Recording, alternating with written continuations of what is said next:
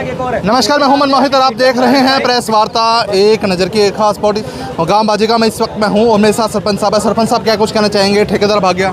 भाई साहब, इस ठेकेदार को जब 12 तारीख को ठेका छुटा तो मैंने इसको बड़े प्यार से कहा हमारे पास रिसीविंग है, डीसी सर के साइन है 2023 में और 2024 में दे दी।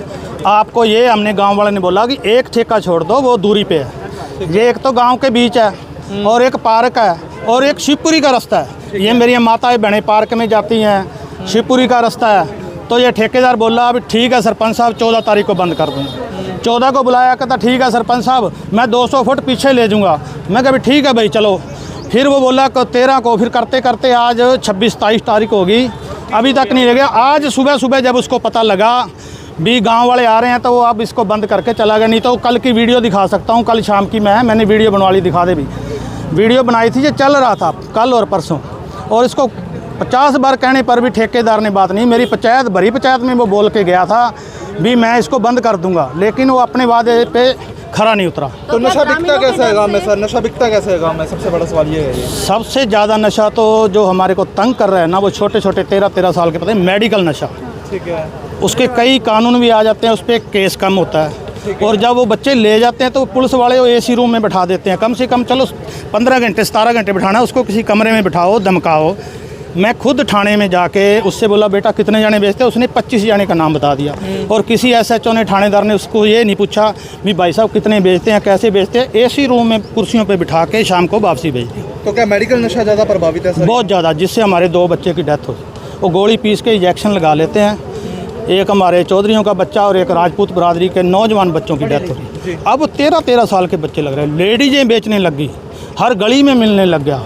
अब हमें इतनी परेशानी है कि मोहल्ले वालों को गली से निकलना मुश्किल हो जाता है। जो नशे बेचते हैं उसके सामने भीड़ हो जाती है और उसको बोलने पर वो कहता है मैं तो ऐसे ही बेचूंगा, पुलिस को बोल दो। तो सप्लाई कहाँ से होती है? सबसे बड़ा सवाल है सप्लाई वो पता नहीं कहाँ से लाते हैं, पूरे थैले के थैले लाते हैं। ऐसे नहीं 2-4 पत्ते लाते हैं, गट्टे भर भर के लाते हैं। ठीक है। और वो उसको बेच के कुछ तो कमाते हैं और कुछ आगे लगाते हैं और नौजवानों को लगाते हैं। तो इन्वेस्टिगेट किया कि कहाँ से आ रहा है? हम तो SP को बता सकते थे, मैंने आपको दे दिया, SP को भेज दिया। SHO को बता सकते थे, उसको बता दिया। लेकिन 1-1.5 महीने मैंने चक्कर लगा के थक गया, कोई कार्रवाई ना हुई। तो जब फिर मेरे गांव वाले खड़े हुए, आज तो हमने छोटा सा बिल्कुल कानून के दायरे में रख के आंदोलन किया है।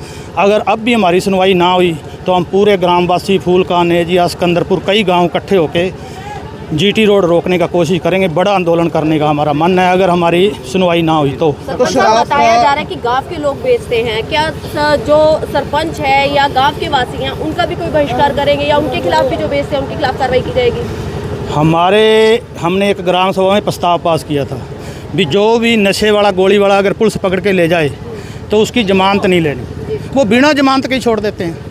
अभी शराब का ठेका कैसे खुला? जब शराब का ठेका एक था, वो ठेकेदार मनमानी से जोर लगा रहा था, मैं तो चलाऊंगा, पीछे करूंगा, आगे करूंगा, कर नहीं रहा था। इसको भी 1 साल हो गया, 2023 से लगे हुए हैं हम, 2025 हो गया। भी एक ठेका चला लो, बिल्कुल जो गवर्नमेंट के रूल है हम उसको ये नहीं कहते, पर इतने ठेके ना खोलो ना भी हर गली नुक्कड़ पे आप ठेके खोल दोगे। एक ठेका बहुत है, एक चौथे मील पे बाजिका का, एक अंगनपुर रोड पे 2 ठेके तो ऑलरेडी है, तीसरा खोलने की क्या जरूरत है? सर क्या लगता नहीं आपको कि सरकार की या पुलिस की किसी की मिली भगत से इनको बड़ी शय है जिसकी वजह ये तो स्पष्ट बात है जी। ये सरकार के बगैर कैसे चल सकते हैं सर? उनका पीछे हाथ रहता तो ये ठेके, ये गोलियां, ये सब कुछ नशा इन्हीं की मिली भगत से चलता है। अब ठेकेदार तो मिलानी वीडियो के माध्यम से क्या अभी वो तुरंत जैसे आप इकट्ठे हुए तो उसी टाइम उसकी मैंने गाड़ी जाते हुए देखी, वो तुरंत ताला लगा के अब चला गया। तो क्या अल्टीमेटम देना चाहेंगे? समय में दोबारा खोलते हैं तो क्या पंचायत? बिल्कुल हमने बुधवार तक का उसको टाइम दे दिया, उसके बाद हम यहाँ दरी बिछा के पूरे गाँव वासी बैठे। मतलब बुधवार तक बोरी बिस्तर बांध के फरार हो जाएगा? हाँ जी, हाँ बुधवार तक ये ठेका ले जाए